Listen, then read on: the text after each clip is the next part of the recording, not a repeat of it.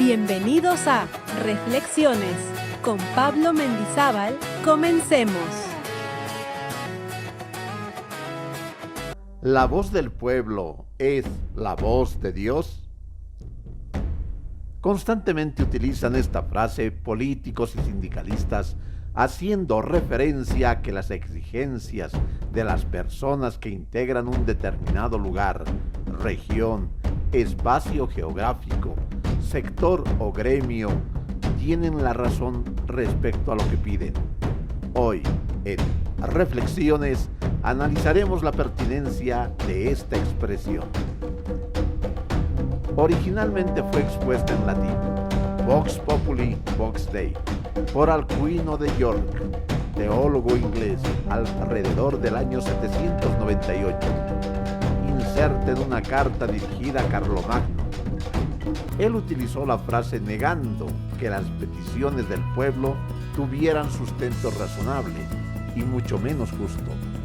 Advirtió que la gente guiada por intereses personales, emociones, sentimientos y ambiciones pocas veces observan en el bien común y muy a menudo les interesa obtener beneficios a costa de los demás.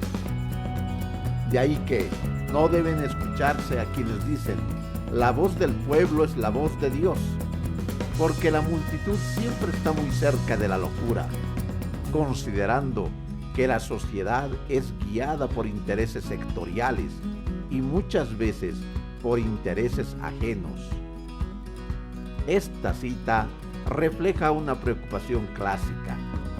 La opinión mayoritaria puede estar influida por emociones, desinformación o impulsos momentáneos. Debemos comprender que el significado de pueblo no involucra solo a un sector social de la población, ya que parte integrante e inseparable del pueblo son todos los habitantes y habitantes de una nación. Por lo general, políticos y sindicalistas denominan pueblo a la clase desposeída o que no se encuentra favorecida económica o socialmente, olvidando que pueblo es la comunidad íntegra de una nación.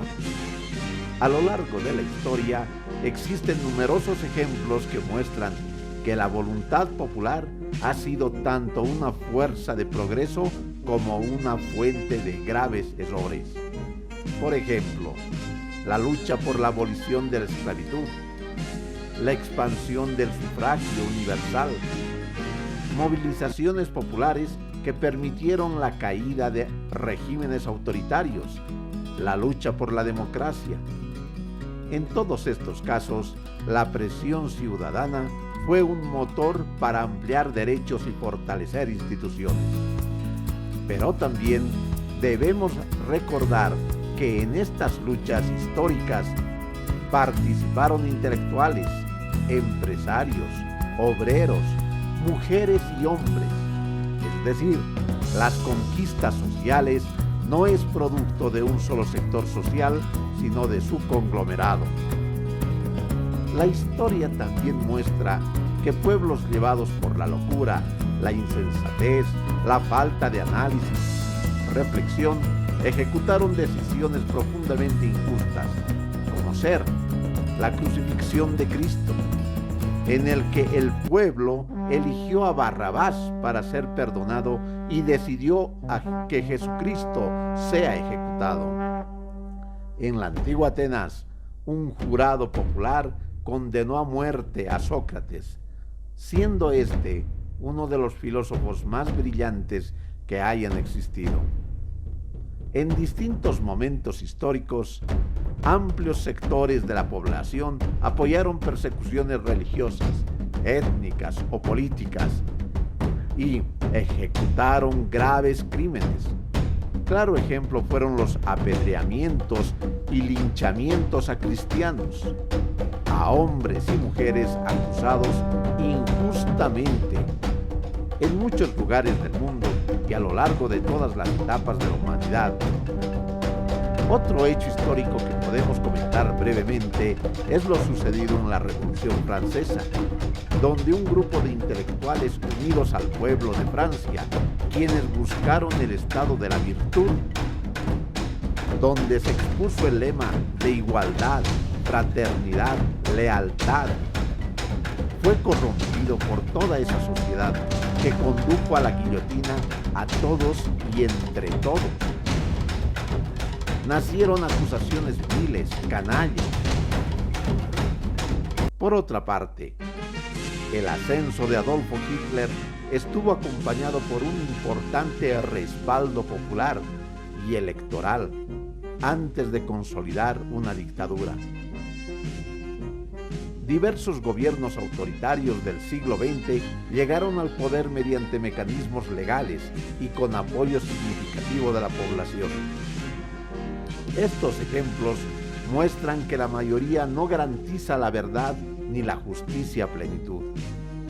Peor aún, cuando sectores sociales se atribuyen la voz del pueblo, olvidando que el pueblo es el conjunto total de la nación, la legitimidad democrática no depende únicamente de sectores, ya que estos pueden ser también dirigidos o direccionados por malos líderes que, amparándose en el interés de la mayoría, lo que hacen es utilizar a la gente para vivir como parásitos a costa del pueblo.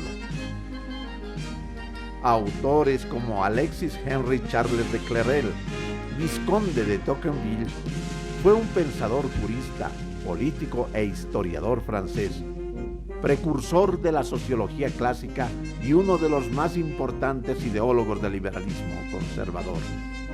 Advirtió sobre la tiranía de la mayoría, es decir, el riesgo de que una mayoría suprima los derechos de las minorías.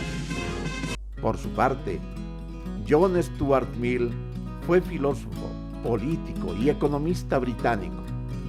Defendió que la libertad individual debía estar protegida incluso frente a decisiones mayoritarias. También podemos mencionar a Hannah Arendt, filósofa, historiadora, politóloga, socióloga, profesora de universidad, escritora alemana.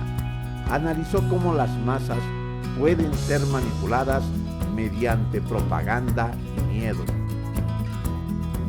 A lo largo de los siglos, la frase "la voz del pueblo es la voz de Dios" ha sido utilizada por lo general con demagogia, mentira, manipulación, sometimiento psicológico, ya que las personas pueden apoyar hechos ruines por estar desinformadas, por actuar bajo presión emocional, por ser influenciadas por propaganda, por responder a intereses coyunturales, por cambiar de opinión con el tiempo. Debemos entender que la verdad no se determina por el número de personas que sostiene una creencia. Por ejemplo, durante siglos, millones de personas creyeron que el sol giraba alrededor de la Tierra. Desde mucho antes del nacimiento de Cristo hasta el siglo XVIII de nuestra era, gobernantes y pueblo aceptaron y defendieron la esclavitud, considerando a esta como ley natural. La evidencia histórica demuestra que el consenso social y la verdad no siempre coinciden, pues la sociedad se rige muchas veces por intereses mezquinos que van contra el prójimo e incluso contra ellos mismos. Tal es el caso de las mujeres que en la actualidad defienden a sus propios verdugos, y hombres que se dicen democráticos y gritan, vociferan el discurso de libertad, mientras que en sus casas abusan a sus familias, en el trabajo explotan a sus trabajadores, en el sindicato miran la pobreza de sus afiliados. En cambio, sus dirigentes se enriquecen. Políticos farsantes que, utilizando la palabra Dios nos guía, arremeten contra otros por intereses bajos. El pueblo es la fuente de la autoridad política, pero esa autoridad debe ejercerse dentro del Estado de Derecho, con respeto a los derechos fundamentales, la separación de poderes y los límites constitucionales. Las democracias modernas no se basan únicamente en la regla de la mayoría, sino también en instituciones diseñadas para evitar abusos, incluso cuando cuentan con amplio respaldo popular.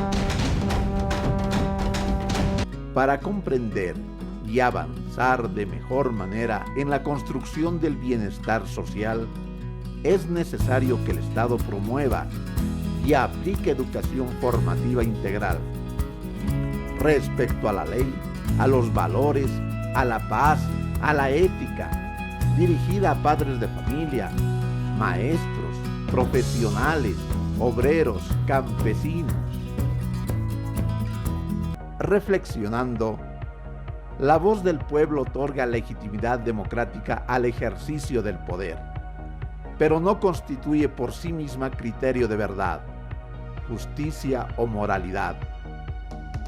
La calidad de una democracia depende no solo de escuchar a sectores sociales, sino también de proteger los derechos de todos los estantes y habitantes del país, garantizar instituciones sólidas y promover decisiones informadas. Todos debemos buscar armonía, equilibrio, coherencia para contribuir a una mejor sociedad y a un mejor país. El pueblo somos todos. La lucha social es y debe ser a favor de todos. El bienestar de todos no es imposición. Nace del consenso, del respeto a la ley, del amor al prójimo, de la sed de justicia. Es verdad de Dios el derecho y la obligación a trabajar. Es verdad de los hombres, mediante el pacto social denominado ley, la obligación y el derecho a trabajar.